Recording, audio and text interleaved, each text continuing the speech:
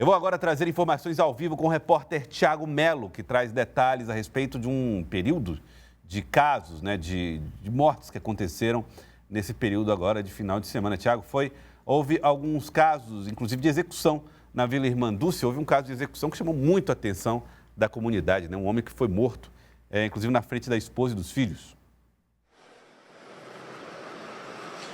O número de mortes, Joelson, foi menor do que no Carnaval de 2022. Ainda assim, alguns casos se destacam pela violência que envolvem. Na madrugada de hoje já, na despedida do Carnaval, uma festa que acontecia na Vila Irmanduce resultou na morte de um deficiente físico. Vamos ver. A festa acontecia neste bar na Avenida Santa Madre Paulina, Vila Irmanduce. Tiros interromperam o evento por volta de 1 da madrugada. Paulo Vidal de Oliveira, 29 anos, conhecido como Mãozinha, levou pelo menos 11 disparos e morreu na hora. O corpo ficou caído no meio da pista. Paulo era deficiente físico, tinha uma das mãos atrofiada. Ele morava no Torquato Neto, uma área aqui da Zona Sul que tem forte presença de criminosos faccionados. No primeiro momento, os policiais não encontraram antecedentes criminais relacionados à vítima. Os agentes que vieram atender o local de crime tiveram dificuldade em levantar mais informações. Não se sabe, por exemplo, se o atirador estava sozinho, nem se a vítima andava acompanhada de alguém. A Vila Irmanduce é também uma área de atuação de facções. O caso é investigado pelo Departamento de Homicídio e Proteção à Pessoa. A motocicleta de Paulo, encontrada caída ao lado do corpo, foi recolhida pela equipe do DHPP que atendeu a ocorrência. O veículo está no pátio da delegacia. Um celular da vítima também está apreendido e deve ser periciado. Por enquanto, não há identificação de suspeitos do crime.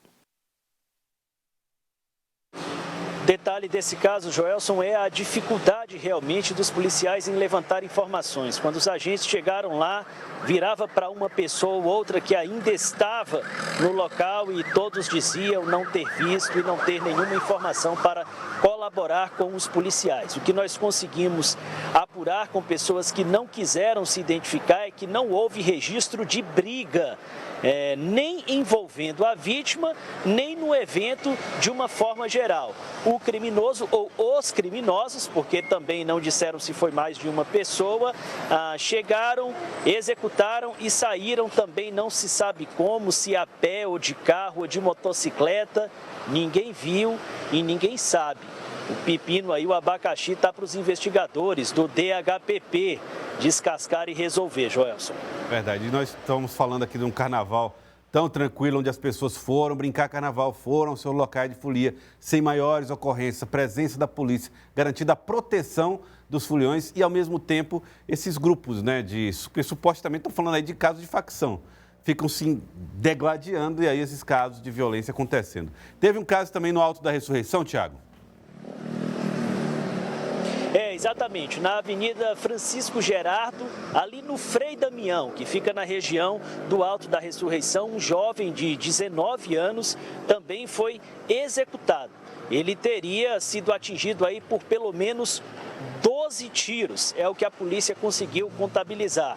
Se chamava Daniel Maciel Almeida da Silva, desempregado, 19 anos. Ele andava numa motocicleta com outras 2 pessoas. De acordo com o que a polícia foi informada, seria a companheira dele e um filho. A moto em movimento foi alcançada por um carro, modelo Gol de cor prata, de onde os atiradores efetuaram os disparos. A vítima, já atingida, terminou caindo nas imediações de uma oficina mecânica e os criminosos fugiram. De acordo com a polícia, nem a companheira nem a criança se feriram.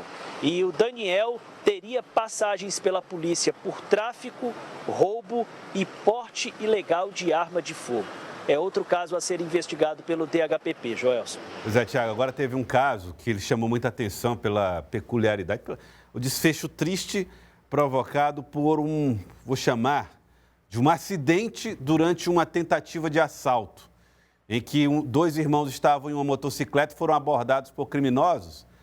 Um desses irmãos, a irmã no caso, acabou morrendo, né, Tiago? Em que circunstância, meu amigo? Essa jovem, inclusive, é atendente de telemarketing, viu, Joelson? Se chamava Daniela Souza Ferreira, solteira, residente lá no bairro de C1. Segundo informações que a polícia conseguiu apurar, na madrugada da segunda-feira, na verdade, né, de segunda para terça-feira, ela estava retornando de uma festa carnavalesca acompanhada do irmão. Ele pilotando e ela como garupa. E os dois teriam sido abordados por assaltantes. A polícia ainda vai pegar os detalhes se estavam a pé ou de motocicleta. Possivelmente de moto os bandidos estavam. E aí, de acordo com o que informou o irmão, que estava em choque depois do ocorrido, ele teria, no susto, acelerado a motocicleta para fugir dos criminosos. E nisso, a Daniela terminou caindo da moto e batido a cabeça no chão. Ela foi levada ao Hospital de Urgências de Teresina e morreu ontem por volta das 19 horas. O registro está feito junto à Polícia Civil, que deve dar os devidos encaminhamentos em relação à investigação. Os familiares foram providenciar o registro do BO para a liberação do corpo e demais providências, mas o irmão envolvido nisso, de acordo com os familiares que estiveram na delegacia, estava em choque e os investigadores precisam apurar de fato o que aconteceu lá para dar os devidos encaminhamentos e fazer a investigação. É um caso a esclarecer, saber realmente direitinho se houve crime, que crime seria, e se constatado que de fato foi uma conduta criminosa que causou a morte dessa moça, fazer a devida apuração. Joelson. Que esse caso, o choque do irmão é absolutamente explicável, né? Se ela tivesse sido assassinada ali pelo criminoso, já seria motivo de choque. Agora, eu tenho certeza que ele está carregando nele uma sensação de culpa pelo que aconteceu. O que não deve ter, porque estava dentro de um contexto, né? Não foi ele o causador das circunstâncias dessa violência, desse acidente, né? É difícil, mas ele precisa e compreenderá certamente isso. Agora, Tiago, muita gente, eu falei, né? Muitos locais, a gente trouxe até aqui as festas nas cidades do interior, a turma se divertindo no carnaval. Agora, uma coisa que às vezes incomoda o fulião é banda que não cumpre horário. Isso aconteceu no Piauí também, né? E aí deixou o fulião meio pistola, meio chateado. Deu problema, Joelson, lá em Valença, né? Aproximadamente 200 quilômetros de Teresina. O público pagou o ingresso, né? Custava aí o primeiro lote na casa dos R$30. Compareceram à casa de shows, o Clube Operário lá de Valença, para assistir à apresentação do cantor, que se denomina o Canalha. E estavam todos na expectativa, mas no horário programado a atração não apareceu. Aí os foliões se revoltaram, começaram a atirar objetos diversos aí no palco, como você vê em imagens feitas por celular, e causando prejuízo, né? Houve aí dano a equipamentos de som, de iluminação, segundo a produção do evento, cadeiras e mesas quebradas. E aí, vendo que a atração não chegaria, o público terminou tomando essa atitude e a polícia militar foi chamada para conter as pessoas lá e coibir mais atos de vandalismo que pudesse aumentar o dano ou até haver um prejuízo maior, colocando em risco aí a integridade física de alguém. A produção do Jornal do Piauí entrou em contato com os produtores do evento. Através de uma nota de esclarecimento, a organização da chamada Chiola Valença esclareceu que o motivo do evento não ter sido realizado foi falta de comprometimento da banda e, assim como o público, a organização estava aguardando um posicionamento da banda. Pediu desculpas pelo ocorrido e que espera os esclarecimentos por parte da atração musical para tomar as medidas cabíveis para que ninguém saia no prejuízo. O detalhe é que o cantor, o mesmo cantor que estava sendo aguardado em Valença, chamado Canalha, ele fez o show de fechamento no município de Água Branca, que fica ali pertinho no último dia de carnaval. Joelson. Rapaz, a estrutura, talvez a logística do Canalha não tenha dado conta de tanta agenda, né? Movimentada, foi para um, não foi para o outro, esqueceu. Às vezes o cara não anota, aí não esquece o show. Agora, o que é que foi ruim aí? É que nessas estruturas de show, você contrata um camarada para fazer a luz, aí ele leva lá os equipamentos de luz. Você contrata outro para alugar as cadeiras.